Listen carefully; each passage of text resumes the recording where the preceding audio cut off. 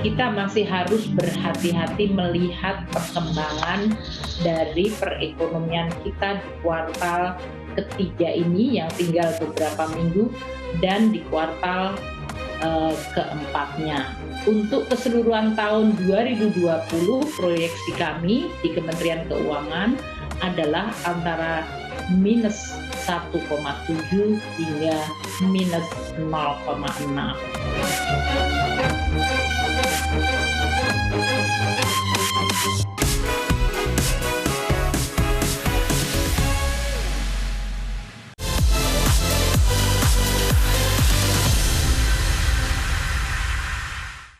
Aksi perampokan dan penganiayaan menimpa dua pemulung yang tengah tertidur di sebuah ruko di Cikarang Barat, Kabupaten Bekasi, Jawa Barat. Peristiwa tersebut membuat satu orang pemulung meninggal dunia dan satu orang lainnya kritis, sementara polisi masih memburu kedua pelaku.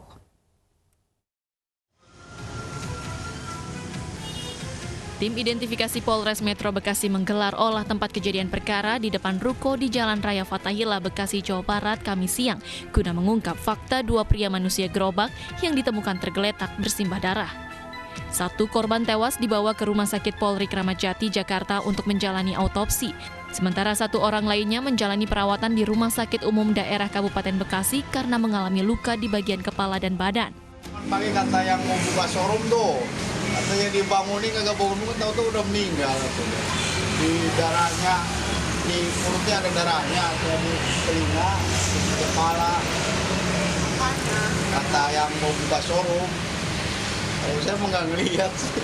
Saya mau melihat kata orang di sini. Cuman pagi aja jam 6 saya ke pasar mah. Kira saya masih tidur, masih pada geletak gitu. Masih ada geletak, belum ada orang yang nyamperin belum. Jam 6 saya karena biasa tidur di situ. Biasa tidur di situ, jadi nggak curiga dia kenapa-kenapa.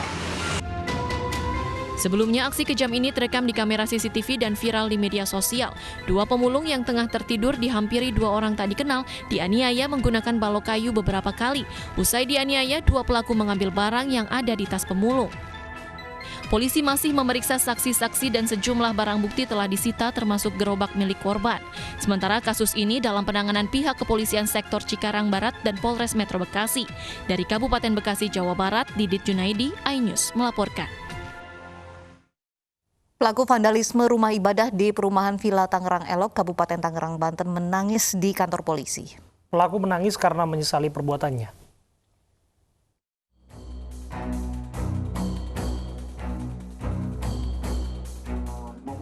Satrio Katon Nugroho, pelaku vandalisme rumah ibadah di perumahan Villa Tangerang Elok, Kabupaten Tangerang, Banten, tidak berhenti menangis saat dihadirkan polisi di hadapan wartawan kemarin. Bahkan, tersangka harus ditenangkan Wakapolres Tangerang AKBP Dedi Tabrani agar berhenti menangis. Ada, penyesalan ada, Mbak.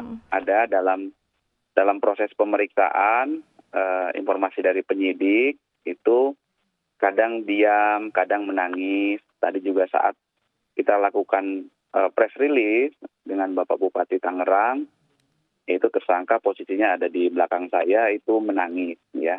Okay. Dia sudah sadar bahwa perbuatannya itu tidak baik. Tadi malam juga sudah saya interogasi langsung. Pelaku sebelumnya ditangkap 2 jam kemudian setelah laporan adanya vandalisme di musola diterima polisi Selasa lalu. Pelaku ditangkap di rumahnya yang tidak jauh dari musola atau berjarak sekitar 50 meter. Menurut polisi, pelaku tidak hanya merusak musola Darussalam, namun juga merusak musola lain yang masih berdekatan atau berjarak 400 meter. Pelaku juga beraksi seorang diri tanpa ada suruhan dari orang lain. Kepada polisi, pelaku meyakini bahwa tindakannya benar berdasarkan pemahamannya. Kini pelaku masih diperiksa intensif di Mapolresta Tangerang. Polisi berencana mengecek kejiwaan pelaku karena keterangannya terhadap penyidik masih sering berubah-ubah. Pelaku dijerat pasal 156 KUHP lantaran perbuatannya yang dapat menimbulkan permusuhan atau penodaan agama. Sebelumnya, warga perumahan Villa Tangerang Elok, Kabupaten Tangerang, Banten dikejutkan dengan kondisi musola yang penuh coretan Selasa lalu. Warga mengetahui kondisi musola dirusak saat ingin melaksanakan sholat asar. Selain penuh coretan di dinding, warga juga menemukan 2 Al-Quran yang dirusak. Tim Liputan iNews melaporkan. Pelaku dugaan penghinaan Wakil Presiden Ma'ruf Amin menyesali perbuatannya dan meminta maaf. Sementara juru bicara Wakil Presiden meminta polisi mengusut tuntas kasus ini.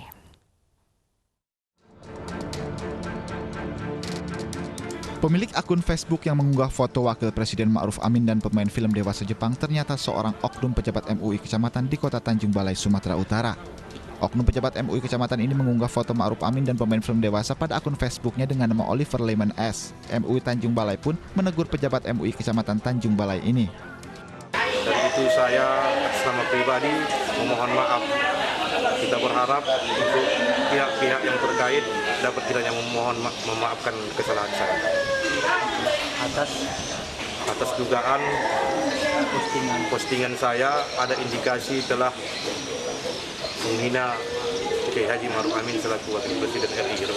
Meski telah meminta maaf, juru bicara Wakil Presiden Mas Duki Baidlawi meminta aparat kepolisian untuk mengusut tuntas kasus ini. Dan kepada pihak yang berwajib, dalam hal ini polisi, supaya melakukan pengusutan secara tuntas lah. Karena tidak hanya sekali ini, ya, Wakil Presiden dilakukan penghinaan lah saya kira ya, atau hal yang semacam itu di media sosial.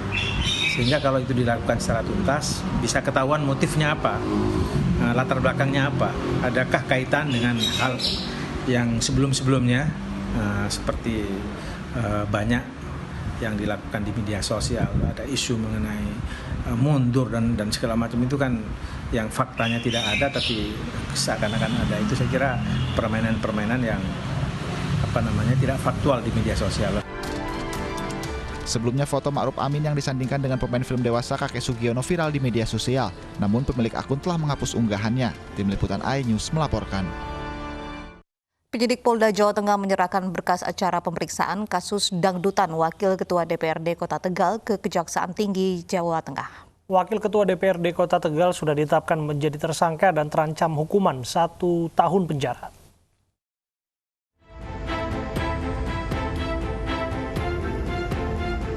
Wali Kota Tegal Wasmad Edi Susilo hari ini tengah berkegiatan di Cimahi, Jawa Barat.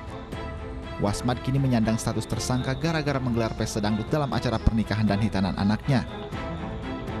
Wasmad sendiri enggan berkomentar mengenai kasusnya saat studi banding masalah perparkiran di Cimahi, Jawa Barat bersama 12 anggota DPRD lain. Wasmad langsung bergegas menuju mobilnya saat akan diwawancara wartawan. Sementara penyidik Polda Jawa Tengah telah menyerahkan berkas acara pemeriksaan tahap 1 kepada Kejaksaan Tinggi Jawa Tengah. Bukti-bukti pelanggaran Wasmad akan diserahkan pada tahap kedua setelah berkas dinyatakan P21. Wasmad sendiri sudah meminta maaf atas kesalahan yang menggelar konser dangdut. Setahun sebelumnya sudah merencanakan sebelum ada COVID. Kemudian kami rencanakan bulan September ini ya. Kemudian kami mencoba melakukan perizinan mulai dari RT, RW, kemudian kelurahan, kemudian ke Polsek Tegal Selatan, termasuk mengetahui Koramil Tegal Selatan. Dan itu lolos, Mas. Izin turun sehingga undangan yang sudah saya siapkan kami sebar. Dalam kasus dangdutan di tengah pandemi ini, Wasmad dijerat pasal 93 Undang-Undang Nomor 6 Tahun 2018 tentang kekarantinaan kesehatan dengan ancaman hukuman 1 tahun penjara dan denda 100 juta rupiah. Tim Liputan iNews melaporkan. Presiden Joko Widodo berkunjung ke Provinsi Nusa Tenggara Timur untuk meninjau langsung sejumlah proyek prasarana, salah satunya terminal multifungsi Labuan Bajo. Presiden juga akan memberikan bantuan modal kerja kepada para pelaku usaha mikro dan kecil. Banyak yang tutup, PHK. Tibanya di Bandar Udara Komodo, Kabupaten Manggarai Barat, Nusa Tenggara Timur, Presiden Joko Widodo menuju Kampung Ujung dan kawasan Batu Cermin untuk melanjutkan peninjauan. Kepala negara kemudian melanjutkan perjalanan untuk meninjau kelanjutan proyek pembangunan terminal multifungsi Labuan Bajo untuk memastikan kemajuan pembangunannya. Di tempat yang sama, Presiden juga memberikan bantuan modal kerja kepada para pelaku usaha mikro dan kecil. Tipis pertahan sampai keadaan nanti normal kembali. Kapan keadaan normal itu? Pada saat kita mulai. Mantan Ketua MPR Amin Rais mengenalkan partai barunya bernama Partai Umat. Partai Umat dan Partai Gelora menambah panjang daftar partai baru yang lahir dari konflik di partai lama. Perjuangan masih sangat panjang untuk bisa masuk parlemen, termasuk hadangan dari partai-partai lama. Bismillahirrahmanirrahim. Mukaddimah Partai Umat. Partai baru mulai kembali bermunculan. Hari ini Bapak Reformasi yang juga mantan Ketua MPR Amin Rais menghentak publik dengan mendirikan partai baru bernama Partai Umat. Secara serentak, Partai Umat insya Allah bertekad akan bekerja dan berjuang bersama anak bangsa lainnya melawan kezaliman dan menegakkan keadilan. Partai Umat akan bekerja dan berjuang memegang teguh Pancasila, UUD 1945 dan semua aturan demokrasi universal. Allahu Akbar, merdeka. Amin Rais dengan demikian harus rela keluar dari Partai Amanat Nasional atau PAN yang ia bidani di awal reformasi. Konflik Amin Rais dan Ketua Umum PAN Zulkifli Hasan menguat saat Kongres PAN awal tahun ini. Arah politik PAN yang dekat dengan pemerintah membuat Amin Rais gerah. Puncaknya, ketika Zulkifli Hasan terpilih kembali, nama Amin tak ada dalam struktur pengurusan PAN 2020 hingga 2025. Partai baru Amin Rais ia sebut akan menegakkan keadilan sekaligus melawan kezaliman secara sistematik melalui perjuangan politik. Fenomena konflik di internal parpol berujung pecah kongsi dan mendirikan partai baru juga melanda Partai Keadilan Sejahtera atau PKS. Juli lalu, nama-nama beken yang biasa mewakili PKS menyambangi istana bertemu Presiden Jokowi.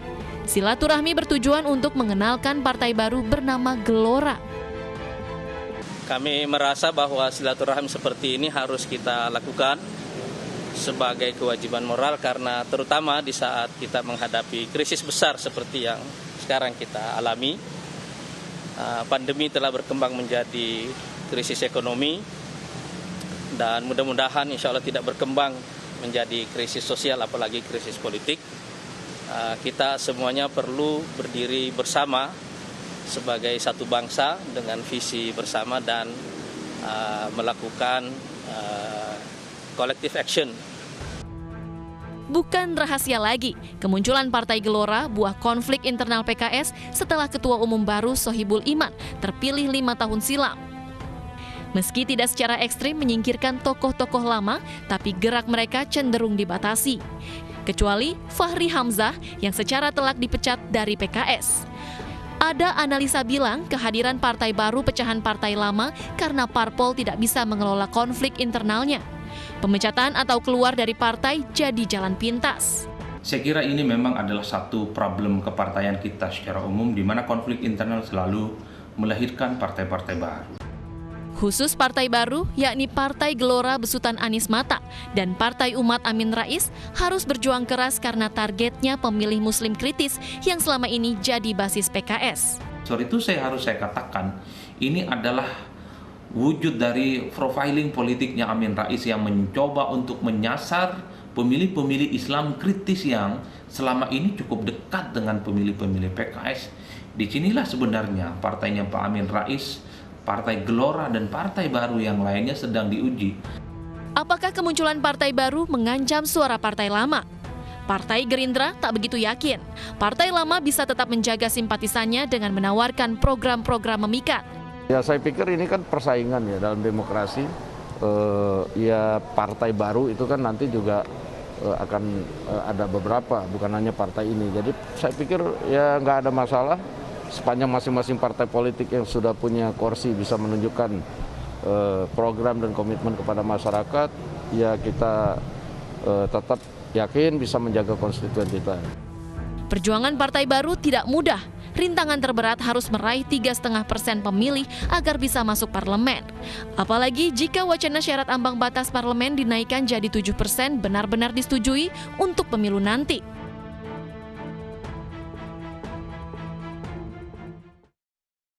Muhammad Yusuf Kalla atau yang akrab disebut JK adalah tokoh bangsa dengan segudang pengalaman politik dan organisasi. Ya, di masa pandemi bersama PMI, Yusuf Kalla merancang strategi penanganan COVID-19.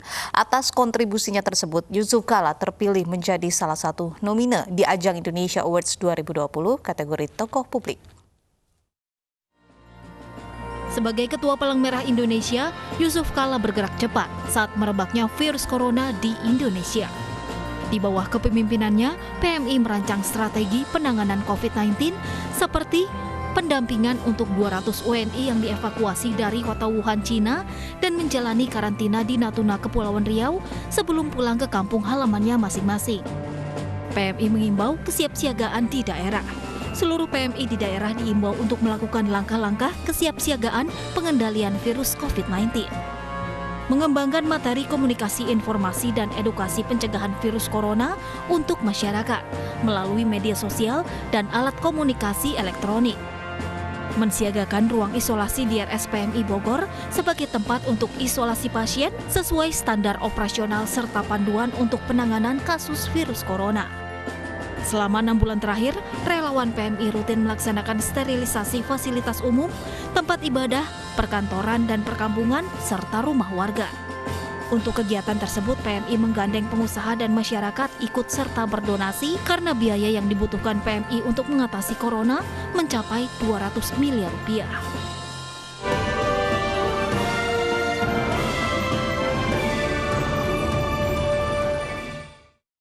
Menteri Agama Fakhrul Razi sembuh dari COVID-19. Informasi selengkapnya kami hadirkan saat lagi.